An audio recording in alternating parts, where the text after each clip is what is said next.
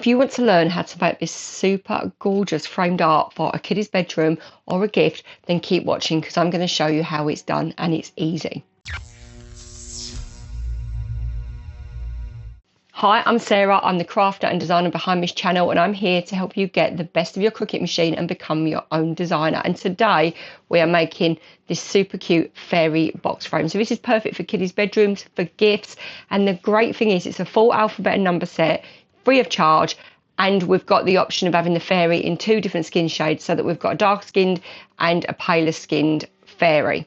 We've also got a set of elements in the shop, the mushroom house, the fairy in 2 different skin colours, and all of the little mushrooms. So you can buy the elements for £1, or you can get the full alphabet and number set absolutely free. That's free to download. I will drop the link to that below. Also on that post is a selection of fairy quotes or sayings. I think I've got about 10 on there, so that you could choose one to put on your box frame. So for this one, I've got twinkle, sparkle and dream. And as I say, there's a selection, so you can choose any of those, cut them and paste them and put them into your box frame. I love this because I decided to layer it. It's got a bit of a layered effect to it, which just makes it stand out. It's so pretty. So what we need for this project, we're going to need printable cardstock, matte, or you could use glossy if you want to use glossy, but I've used matte for mine. I've got a few pieces of cardstock. I used a purple and a green. For your layering, you need some sticky pads and a box frame. So this box frame, I think it was from Home Bargains. You can get them from IKEA. The only thing you've got to remember is if you go too big, then you can't print and cut your background, but you could just cut a square of white paper and add that on that way. But this is a 7x7 and it worked perfectly for print and cut projects. Okay, so what we're going to do now is we're going to head over to Cricut Design Space, and I'm going to show you how easy this is. We're going to start in Cricut Design Space. So we've got a blank canvas here, and I'm going to upload a letter. So I'm uploading my fairy alphabet. So I'm going to use the letter R. There's also a full set of numbers. I will drop the link for that below, as I said. I'm also going to go into the free shapes bar and grab a square. I'm going to make that bigger. That is going to be the background for our image. So I'm going to change that to a print and cut image, and I'm going to change it white. So click on the top, turn it white, go to basic cut and change it to print and cut. Then go to the bottom right hand corner. I'm going to change my canvas colour. That will make it easier to see what I'm doing because I'm working with a white printable image. I'm now going to drag my letter back onto it. So we're not going to size the final look yet, but what we're going to do is start to build the proportions. So I'm going to drag my letter onto it. So just right click and send that to the back, or drag it in the sidebar, and then pop the letter over the top and drag the corner, keep it locked so that you keep the proportions, and put it more or less where you want it to go. I've also got the mushrooms. These are part of the package that are in the shop, all the elements. So I'm just going to put them all together for now and move them to one side. You can flatten them, but I might move them about yet. Go to the text bar and choose some text. So I have used Haney Love font, which was one that I got off, I think it was somewhere like Design Bundles. If you search it, you will find it. And I'm just typing in a little quote, and you can grab my quote suggestions over on Extraordinary Chaos. I'll drop again the link for those below so that you've got those, or you can just Google fairy quotes. So I've popped them in there. What I'm going to do now is once I position it, this is going to be a print and cut, so that will be attached. I'm going to change it to print and cut, then I'm going to change the image. So you can use the advanced picker bar, or you can choose some of the suggestions, and it's just about really messing about until you find something that works. So I'm not sure about the pink, maybe green, and again get your picker and just drag it around to get the shade that you want, and I'm happy with that. So now what you can do is select all and flatten, or you can move your letter out of the way and flatten that to the background. What I'm going to do now is create an offset on my background image. And we're going to do that because we want to add some border layers so that when you print it off, you've got a few colours in it. So I'm going to do the first layer, which I think is going to be a green maybe. I'm not sure about the yellow or orange, they don't really work. Maybe a lilac. But again, go into your advanced picker, make it a bit paler, do whatever works for you to make it work. Now I'm going to select that. I'm going to go on and create another offset layer. This one I'm going to make white again, so that it's just that we've got a bit of texture in the border. Go and change that white. and then I'm going to create another, and I'm going to make that green, but I wanted something to break up my white and green. I've got some of my mushrooms there, so I'm just going to ungroup, get them out of the way and move them because they were getting attached as well. We don't want to create an offset with those in the corner because it won't cut right. So I'm going to go ahead and add that layer now, and I'm going to colour that green. And you can see how it starts to build up, and it just gives it more detail, and it's the detail that makes these things look a bit different. Last offset, so this is going to be white, and that just finishes it off. And then I can flatten those. Now, I am flattening my art to it at the moment, but I do change my mind later on. So that is very much me. I'm a very scrappy crafter. I do change my mind a lot. So what I'm going to do is pop my mushrooms in there. They will stay flattened to it. But at this stage, just take your R off and take it off and put it to one side, or whatever letter you're using. You can also see there that I've put a name on. I take that off as well because I changed my mind about that. So what we now have is one layer, which is our letter, that's separate, which is print and cut, and then this layer, which is everything else. So all of our layers, that again, that's going to be print and cut, and we're going to build up the layers of our letter on top. So we're going to flatten all of that and make sure that's flattened. We'll sort out the sizing after. We just want to get the file how we want it. So I'm going back to my letter, and I'm going to go up to edit, still struggling where that is since the update, and I'm going to go and add an offset. So we're going to add 2 offsets, and they're going to be coloured in colours to match the project. So I think I added, my first layer was a lilac layer, and that's to add a shadow. So you've got a bit of a shadow, it's a slight bit bigger. We're going to add it with sticky pads to create a bit of detail. Then I'm going to click on that layer and add another offset, and that layer is going to be my last layer, which is going to be a green layer. So I'm going to drag that to the top so I can start to see how that's building up.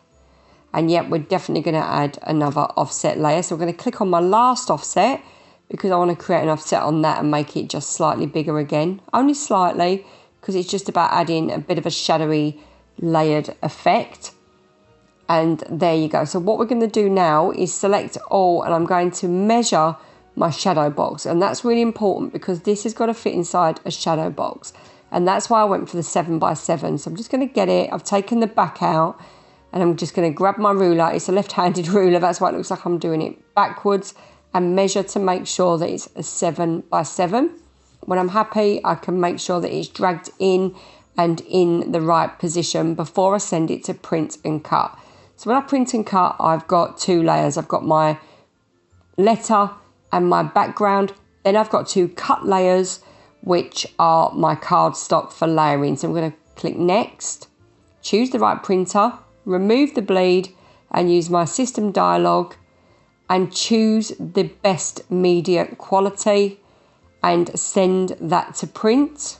I prefer to print my images first because then I can match my cardstock much better than guessing what it's going to come out like, because even though on the screen I'm seeing one colour, you just never know. So print it first, have a look and match your cardstock. When you're happy, you can send it to cut.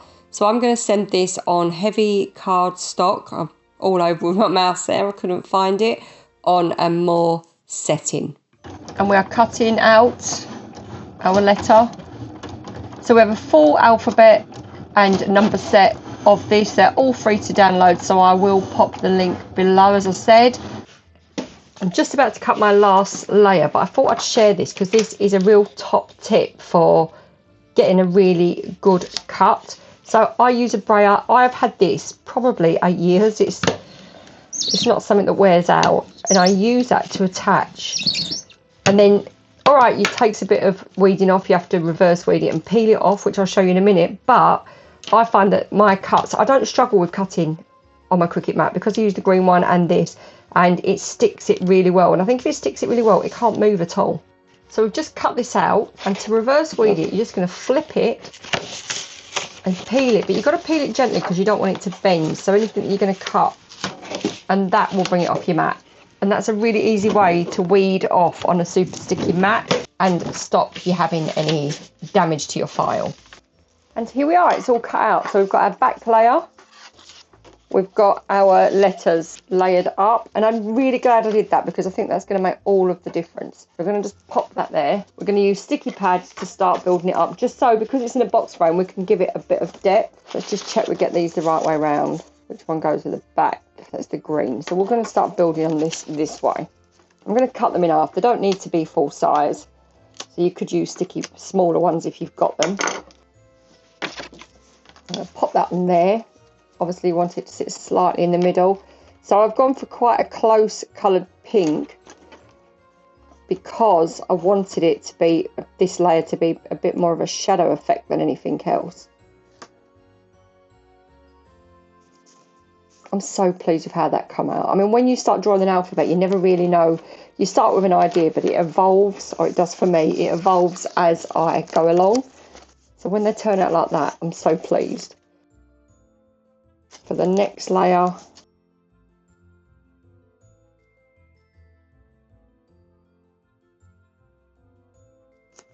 this is such a great way of doing bedroom art, and what I would do is, I wish my kids were this age now, I really do, but you could actually build a whole name doing just one letter of each of the name. It would look amazing. And now we're going to pop that on there. So again, do I lift it? I think I do. An art like this is so easy to design. You can make it to sell, but it's great for just making for gifts and for decorating your kids' bedrooms. And I used to do all sorts of the boys when they were little, and I didn't even have this amazing technology we have now. Base that on, and the difference doing that layered is unbelievable. It just looks so good. Now we're going to frame it. So I put my frame like that. Pop that over the top.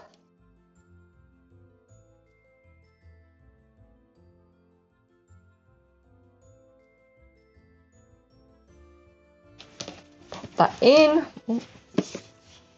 And there you go. Gorgeous framed artwork for kiddies' bedrooms. Easy to make and design in Cricut Design Space, and anybody can do it. And I've got all of these free alphabets on the website for any theme. Keep an eye out next week because we're going to do a lion. How did you find that? Have you created a box frame? I mean, I say this about all my alphabets, but I really love this one. It's so super cute. And it's just amazing the things you can do with it. You can use it for birthday cards. You could make the layered R's for cake toppers cards.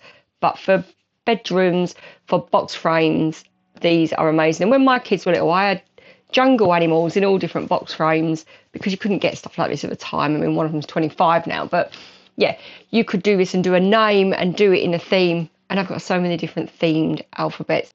Also check out my super cute lion one that's coming live next week. And it is adorable. If you're watching this in the future, then just check it out on the website. There'll be a full set, and we're going to have lions, giraffes, all different jungle animals, elephants. It's going to be super cute, so you can mix and match them. But I love the fairy one. She's gorgeous. So please do let me know in the comments how you got on. Let me know of any alphabets that you think you want me to create, and I'll see if I can draw it. I will see you next time. Thank you so much for crafting along with me, and happy crafting.